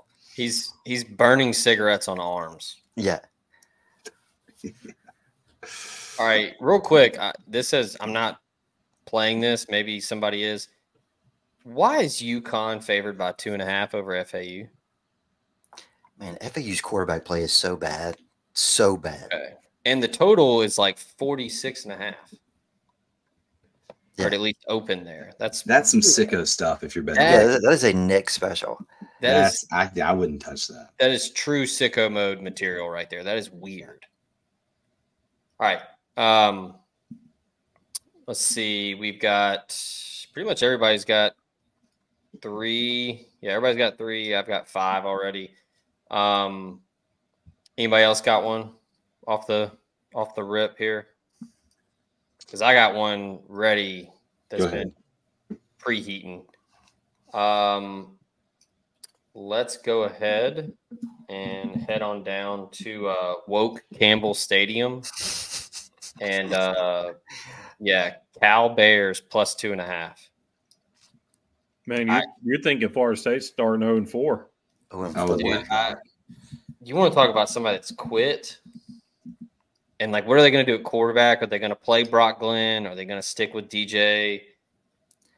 And dude, Memphis, this is kind of like when we talked about Toledo, Mississippi State. I mean, Memphis won the line of scrimmage on that game. Oh, yeah. The team won that game. Yeah. That offense is bad. Yeah, if you can't score against Memphis, man, and I had the over in that game, I was thinking surely they can score against Memphis. I thought they'd go to the backup. Nope. When did you realize you were cooked? First half? First quarter? Yeah, I was like 3 drives in. Like, I was like, Jesus Christ, we're still playing DJU? Yeah. And I think, Justin Wilcox is a good coach. And I don't know how he is. I mean, he's stuck around. Like, he's been there forever. I mean, Oregon wanted, he's an Oregon guy. Oregon apparently wanted him back in the day. With him. Yeah. He's stuck with Cal. They have it. They have an identity with him. Now, they're not always great, but, like, that's a team that knows who they are. I think that's important. Only 2 teams since 1990 have started the season with 0-4 and being favored in all 4 games. To Utah in 2000, back in the old Mountain West, and it would be Florida State if they do it. It's only happened like 5 times that a team started 0-3 and were favored all 3 times. This FSU team, they're doing special things. Oh. They're becoming the cautionary tale for the portal. Like, what happens when you bring guys in who are not really bought in and the culture's not great? Yeah. And then the train gets off the tracks. They're done. Speaking of that, if your culture is dog shit, those 1-year stopgap dudes, they're not going to care. That's what I'm saying. Like, they're not. They're checking out. Yeah. You have to have some built-in leadership. Have to, yeah. And one of those transfers can't be the quarterback. You know what I'm saying? Like, they bring in DJ. He's one of them. You need that guy to be bought in and ready to lead people. All right. What else we got? All right. I'm going to take this one real quick. I think this is going to cause some debate. Tennessee goes to Oklahoma.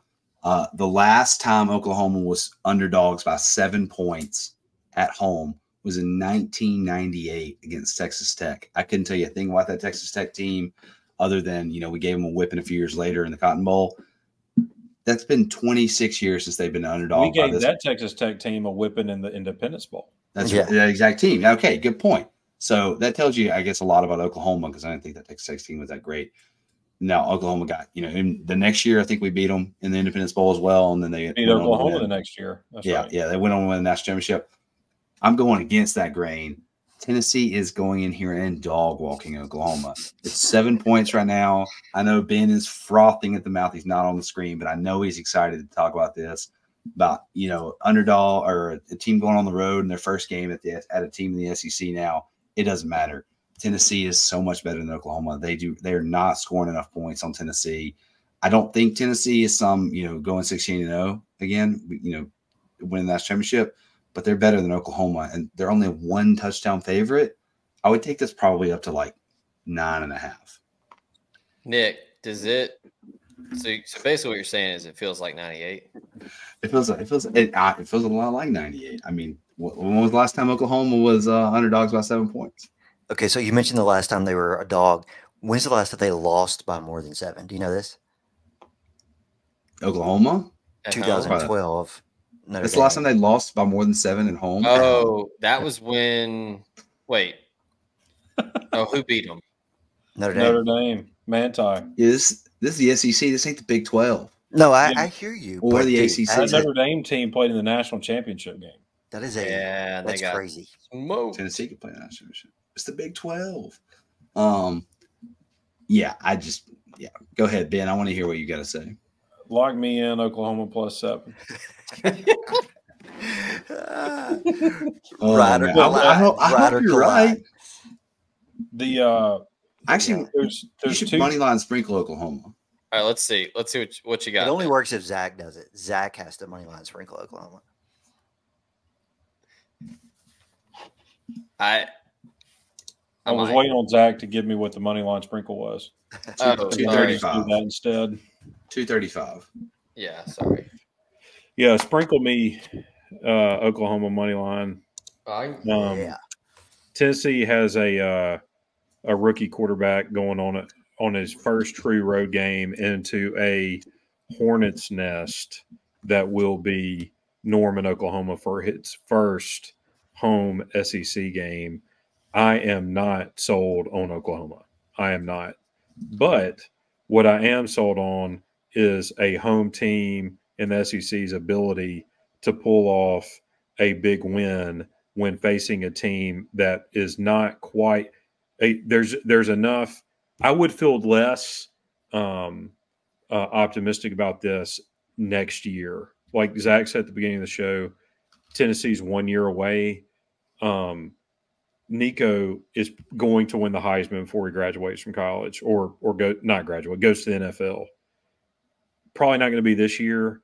There's going to be some growing pains. I don't know if it's this week or next week. I'm going to bank on it being this week simply because there's just going to be a lot of energy in Norman.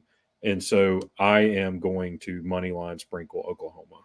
It's a lot of intangible stuff, guys. I've watched Tennessee too. They've scored more points than anybody ever in the first 3 weeks of the season. Like set a record, literally. It's like 178 points or something. First 3 weeks, they're basically averaging 60 points a game. First time I think anybody has ever, one of the first time anybody's ever scored more than like 50 or 55 in each or 50 in their first 3 games. So they're good. There's no question. I'm just playing the odds of. It's an intangible thing. It just is. Put that Toby Keith playlist on and let's ride. I just can't believe they went on and shot their wad on courtesy of red, white, and blue against like Houston or whoever that was. What? I mean, save it, baby. They needed. What's this going to be like? I love this bar or something at the end of the third quarter. What? So, who is going to be the guest picker? Do we have any picks? Any hot takes? Not Baker Mayfield. I don't know. I mean, I'm trying to think. Bosworth, the Boz. Yeah, it'll be maybe they let Barry Switzer get out there and just. Man, Switzer's like 91 years old. Dude, just give him a hot mic and just let him roll. He'd be the second oldest guy on the show. He would. Corso's been needing to retire since I got to college, like 20 years ago. It's bad. I like Corso. He built the show, but man. I'm with you though, Ben. Like, this is a weird game for me because I feel like the way Tennessee's been playing and how well the offense has looked, how well the offense has played, I feel like the line should be bigger. But there's the added wrinkle. 7.5. It was 7.5 for a little while. There's the added wrinkle too. Heupel's really going to want this one. Yep. Mm-hmm. Yeah. Stoops fired him, right? Like. Yeah. I mean, Brent Venables is the head coach. He knows, certified ball knower. He knows how to coach defense. I'm really intrigued to see this game. I'm going to be dialed in to watch this one because I really want to see what he puts on tape for people that are playing Nico. I just want to go ahead. Well, I was going to say, like, he's made those superstar throws. He's looked good, but he has also made some bonehead plays. He's made some dumb throws. Yeah, and Oklahoma's got good linebackers. The secondary's solid. The Peyton Bowen kid he's a ball hawk. I mean, it's not that side of the ball that worries me for Oklahoma. It's not that side of the ball. It's the other side of the ball. I don't know that Oklahoma can score. True. Right. But do they just make Jackson Arnold hadn't gotten it together yet. Do they just make it a street fight somehow and just make it weird? How do we're in a lose-lose here because no matter who wins, all right, if Oklahoma wins, it's not going to be Tennessee was overrated. It's going to be, Oklahoma is very good, right? If Tennessee wins, it's going to be, like the Vols are going to go to the national championship because they won on the road at Oklahoma. And in either scenario, they're going to drop Ole Miss like 14th in the rankings. We need OU to win because we get a chance to play OU later. Yeah. We're not playing Tennessee. I agree. We need somebody to we need Tennessee to have like 3 losses. I can't find them, but I agree with you. Yeah, I can't either. Well, they play Bama and Georgia. So we need somebody else to slip up and beat them. Yep. That's this weekend. It'd be great. This weekend. All right, I got one, Zach. Go. Yeah, I'm going to lay the 3 with Texas Tech at home against Arizona State. I think Arizona State is fraudulent. I think they beat a terrible Mississippi State team at home, and then they go on the road and they beat Texas State, which is like a cute story, but they're still a G5 team. And Arizona State was in an absolute dogfight in a game that was much closer against Texas State than it was against Mississippi State. They pulled it out late. I think Texas Tech has sort of found their footing. They destroyed North Texas last week. I know 2 weeks ago they got blown out by Wazoo, but we talked about that last week. They had 5 turnovers in that game. They lost their running back and a defensive end. Running back is back. Taj Brooks is one of the best in the Big 12. I just don't think we can trust Arizona to go on the road here against a team with more talent than them and win. I mean, this is basically saying pick on a neutral. I don't see that at all. Texas Tech will be ready for this one. They've got a really solid home field. I just don't think these 2 teams are on the same tier. I don't buy that at all. I don't think Texas Tech is like elite, but I think they're better than Arizona State. So let me lay the 3 with the Red Raiders. I don't think Arizona State's offense is all that great. I talked about that against Mississippi State, and you said they slowed it down against State in the second half. Agreed, but when you only have 30 points, I mean, you really should try and keep that thing, pedal to the floor. And they didn't do that against State. I don't think their defense very much. Scored 31 at Texas State. Again, that's like a different level of team. Yeah, they're going back to Texas again this week. I like that pick a lot. I like that a lot. I'm going to lay 16.5 with the Miami Hurricanes over the South Florida Bulls. South Florida played decent against Alabama a couple weeks ago, but and they blew out they blew out a bad Southern Miss team who really Kentucky could have named its number against. And Miami's a playoff team. I think that 16.5 is too close. Is there weather involved? I'm not understanding this line, but this is 42-7, 42-14, something like that. I like that. Yeah, I think it's the same story, as I said, with Arizona State and Texas Tech, but to a larger degree. These teams are operating on completely different tiers. Like Miami is one of the best 10 teams in the country, maybe one of the best 5 teams. Miami's very comparable to us. Like that, they're a very good team. And South Florida, are they better than Wake Forest? And I mean, maybe they're about the same. And this is points too. 16.5. Yeah. Yeah. I'm going to jump on it real quick. I like going to Seattle, Washington, minus 10.5 against Northwestern. Jed Fish is going to be geeked to get the taste out of their mouth after Apple Cup, and Northwestern sucks. They're terrible. This is where Fish is going to really flex some muscle with the offense. They're going to really try to run it up and get the fan base back because I think Wazoo's solid. I'm not going to say that they're really good, but that Washington was embarrassed last week after that. So I like the Huskies to really run it up. Yeah, love that. I've got one more. Go ahead, and then I'm going to do my last one. Well, I was going to say this line here opened at Utah minus 1.5, and in the last 5 hours, it's gone to Oklahoma State minus 2.5. Any reason you guys might give as to why a line would change 4 points multiple days after opening? It's been bouncing around. Yeah, that's something that makes sense. Cam Rising's out. The guy is oft injured. I mean, that's the best way you can describe it. The guy's injured all the time. Oklahoma State's put up 44, 39, and 45. They're going to score points. We've seen Utah without Cam Rising. They're awful offensively without Cam Rising. Unless something's changed that I'm not aware of. They're not great with Cam Rising, but he does just enough offensively to get them through. Without Cam Rising, they're terrible. This game's at Oklahoma State. It's a mid-afternoon kick, so it's not not going to be too crazy or anything. But Oklahoma State hasn't done a ton running. I know they've got Ollie Gordon. He's really good. He hasn't had a good start to the season. At some point, he'll get going, and they're averaging over 40 points before he's gotten going. Utah's not keeping up with them. This is, essentially 2.5 points just is nearly a pickle at this point. I'm Oklahoma State, and I would take the money line if you didn't even want to give up to 2 points. But yeah, they're going to win this game kind of easily, I think. Sneaky consequential game for playoff implications. Yeah, because they're both 3-0. Yeah, and one of these may be your Big 12 winner. So this could be the 4 seed. Like, this really wish Cam Rising. Go ahead. No, I was going to say this could be like a team Ole Miss faces if Ole Miss is the 5 seed. Yeah, exactly. I really wish Rising was playing, because if Rising and Bowman were playing, have you heard the stat? There were 5 starting quarterbacks in the NFL last week that were younger than Bowman and Rising. Their combined almost 50. Yeah.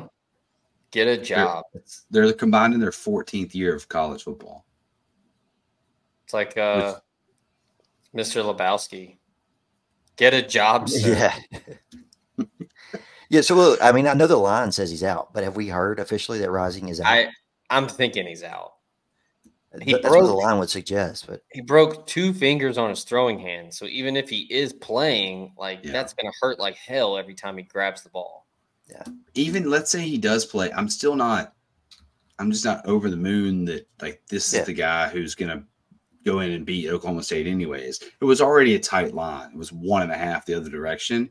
Yeah. So he's clearly a pretty big factor, but it's still I really just have to have Oklahoma State win, and they already thought they could have beaten him. Yeah.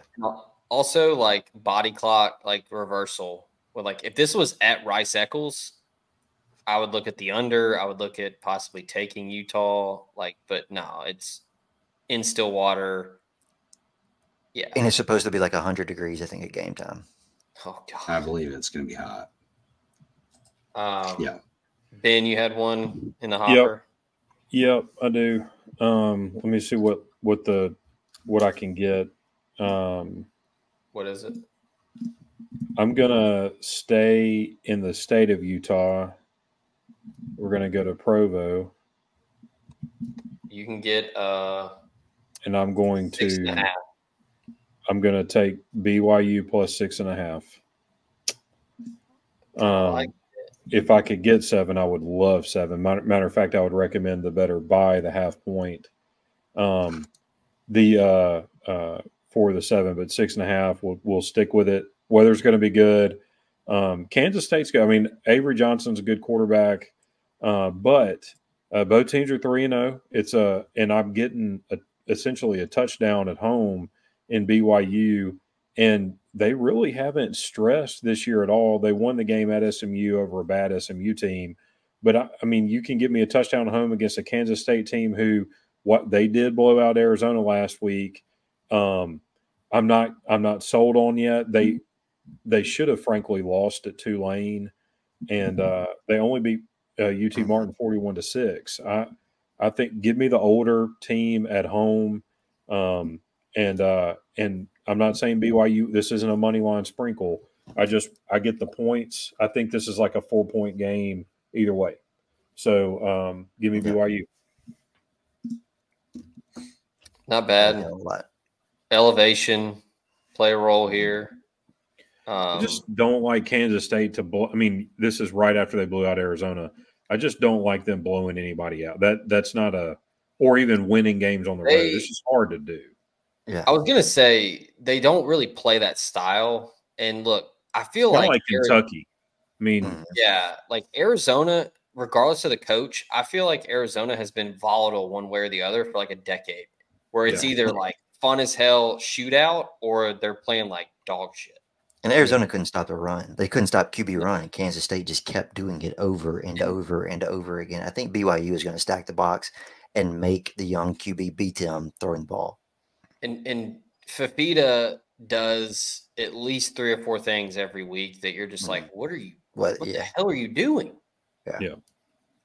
They're going to bracket McMillan, and they're going to make them go somewhere else or run the ball, and they can't.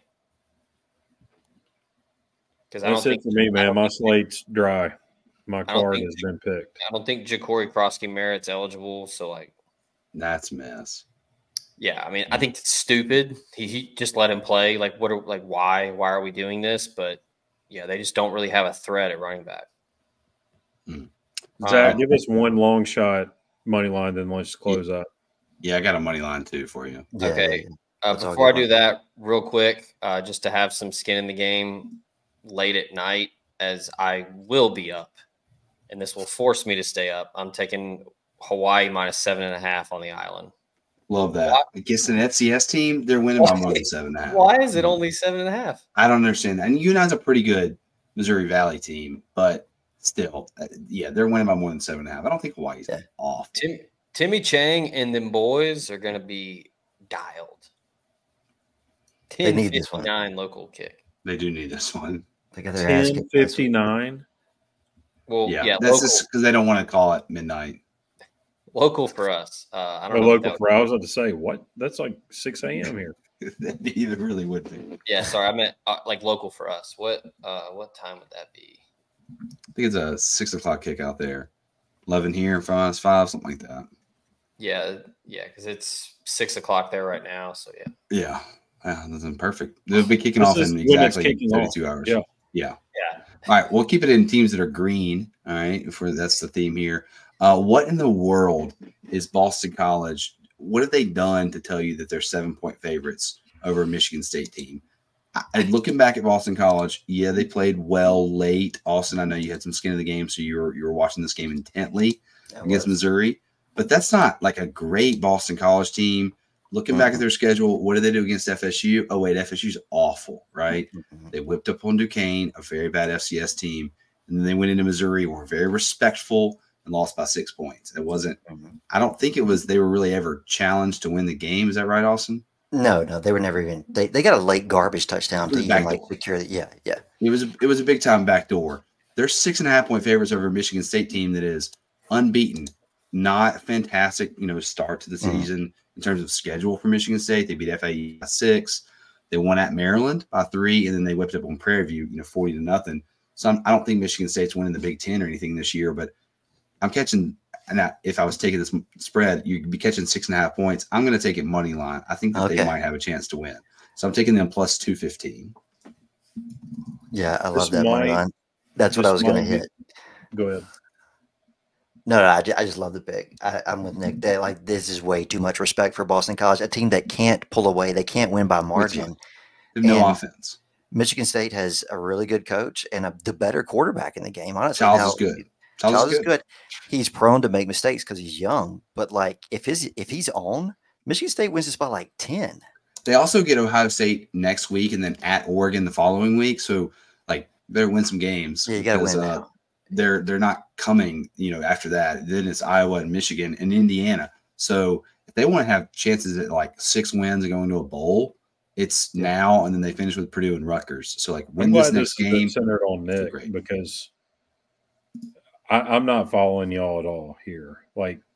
You like the Eagles? Yeah. You gonna lay it? No. but Florida State is bad. You're just Eagle curious. You're not but they won. Yeah, I'm just LGBTE. TE.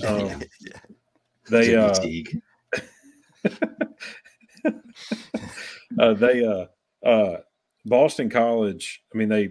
Florida State sucks, but they ran away from them, and they did that before. It was 28-13, and that was before Florida State realized that they actually did that. Before they had quit, I guess is what I'm saying. And then, if anything, they had more incentive to play hard that game after the Georgia Tech loss. Second, I think Boston College is fine. They very well could have won at Missouri. That was a 6-point final. It was a pretty deceptive score. I mean, they scored with like what 3 minutes left or something, and then it was over. You texted about like you're like BC, and the game was off my radar because the last I'd seen it was a 2-point score. I thought the game was over with, and then I checked it and I was like, oh, BC came back and won, and I was like, oh no, they lost by 6. So like it must have been really late. I'm not sold on Michigan State yet. They've been bad for a couple. And this is a long shot. I mean, I don't necessarily think they're going to win, but at 215, I got to take. No, yeah, that's not bad for money lines. This is as good as you're going to do. Yeah, I don't love a lot of money lines out there. I mean, I'm not taking Georgia Southern or anything like that. Not Bowling Green on A&M. I've got 2 money lines. One is just kind of a coin flippy game that I think the wrong team is favored in. Tulsa and La Tech. Like, who is La Tech to lay points to anybody? Like, this should be pick at best. Tulsa's actually showed a little bit of a pulse. They were scrappy against Arkansas State in week 1, and they got destroyed last week, but Oklahoma State's a much better team. I just think La Tech is garbage. No home field advantage here. In a coin toss, give me the plus number. I think it's plus 129 or so, Zach. Then my second one, this is going to be a little spicier. Give me East Carolina money line against Liberty. I was going to pick that game. Ooh. Plus 199, I think. Look, Liberty they've dodged bullets in a couple weeks now, back to back. They're sneaky bad. They're bad. This is not last year's Liberty team. They're kind of coasting off last year's reputation. Give me a team with really volatile ECU. Their quarterback either throws a touchdown or a pick on every pass. He leads the nation in interceptions, but also is like kind of salty downfield, a little mobile. Again, this is a dart throw, so don't put your mortgage payment on it. But I think the number should be closer to 3, so I'll take a chance on plus 200 if I can get it. Okay, I'm not doing it, and we can go after this. I'm not doing it, but should Georgia Tech be 10-point underdogs to Louisville? I mean, if I'm looking at the money line, you could get it at 300. Very intrigued by that. I don't think Georgia Tech's bad. I mean, they beat Florida State too. They beat Georgia State pretty good. They did lose at Syracuse. I see that on the schedule, but I just you're getting plus 300 if you want another money line game. That may be I've got one a super long shot money line that I'm going to play. Give me the Blue Raiders over the Blue Devils. I thought about this. Okay, Duke's bad. I found not a better one, but one I felt much better about. But MTSU, I feel like could get in that. That's 475 too, man. That's 475. That's crazy. Yeah. Wait, 575? 475. 475. Yeah. Yeah, but listen to this. At home, man. It's not in Duke. It's not in Durham. This is in Murfreesboro. But listen to this. Duke has scored 26-3, 26-20, and 26-21. I mean, they scored 26 in all 3 games. Come on. So 26-22 incoming. If you could bet on exact score, like fire on Duke 26 to something. That's crazy. In 3 games, they've scored fewer points than we scored against Furman in the first quarter. 1. Yeah. Wait, is that right? No, 78. Not quite. But. Y'all know what sucks is like Middle got blown out by Western Kentucky. Yeah. Like woodshed. Western's a pretty decent team. Mm-hmm. Kind of like them this week against Toledo. I'm just not going to bet on them. But Middle may be like objectively bad. But anyway, it's a long shot. It's 475. Yeah. Right. My money line for this week, I'm going Navy plus 290. Against Memphis? Yeah. Yeah. Coming off the Florida State high, that would be a classic Memphis loss right here. Because Memphis didn't look incredible last week. No. I mean, I watched that. If a good team would have beaten Florida State by 3 scores because Florida State was awful. Mm. Yeah. So look, I was at I can't remember what I think it was like Arriba Bia, some Mexican joint right next to a Legacy Stadium. Great people, cold beer. As soon as Memphis won that game, text my buddy Joe. Shout out to Joe. Text him like, "Hey man, congrats on the win." Immediately he texts me, have to avoid the Navy upset. Like, have to avoid the letdown. Like, he knows. Classic Navy bomb. Yeah. So I think like two schools of thought, because I was like, do I want to do it? I kind of feel like Silverfield has them dialed in where it's like, hey, guys, we could run the table and make the playoff. But also, you still got to talk a bunch of 18, 19-year-olds coming down from the high from Florida State. And Navy's Navy. Like, it's going to be a weird game. And they go up to Navy to face the triple. I mean, dude, that's – you talk about of all the games to have after the next week, like being committed to stopping the triple on the road. Come on. Yeah. So – it's a big time watch your ass spot for Memphis, because I do think they're in the catbird seat right now for the G5 playoff spot. Because right now, I think after this week, I mean, I think their only other big games is South Florida. They got Tulane, right? Yeah, it's like those two right there. That's it. So, yeah, I'm pulling.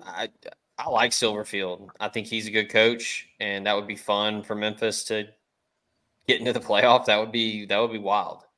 But yeah, Navy's going to make that one really ugly. So, Nick, you and Austin got anything else? Are we good to get out here? That's it for me. I'm set. Yeah. Out. All right. That'll do it. Week 4. Last week was brutal. We had some bad beats. We had just some straight up misses. I completely whiffed on money lines last week. Florida looked like shit. Purdue got absolutely dragged down a gravel road by Notre Dame. Georgia didn't look good. We already talked about Northwestern State. Nick missing the team total over 44 by Ole Miss is that's a shitty loss right there. So yeah, especially with the red zone fumble, like right. So yeah, big bounce back week for the LGC. I kind of feel it here. So that's gonna do it for this week's Hit That Line.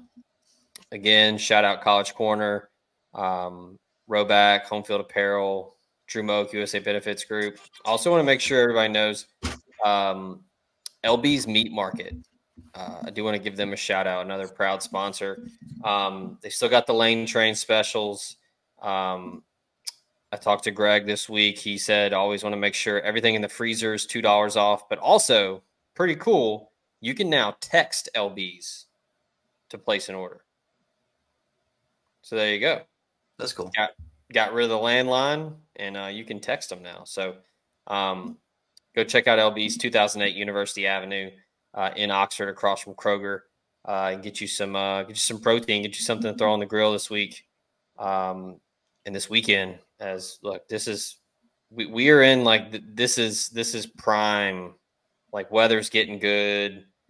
I'm hoping today was the last cut of the season for the grass, so we're feeling good. So appreciate everybody tuning in. Appreciate everybody on YouTube, Spotify, Apple Podcasts, whatever. So that is going to do it for this edition of Hit That Line.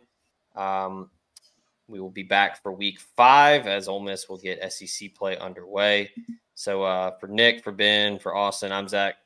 Appreciate everybody. Until next week, we out of here.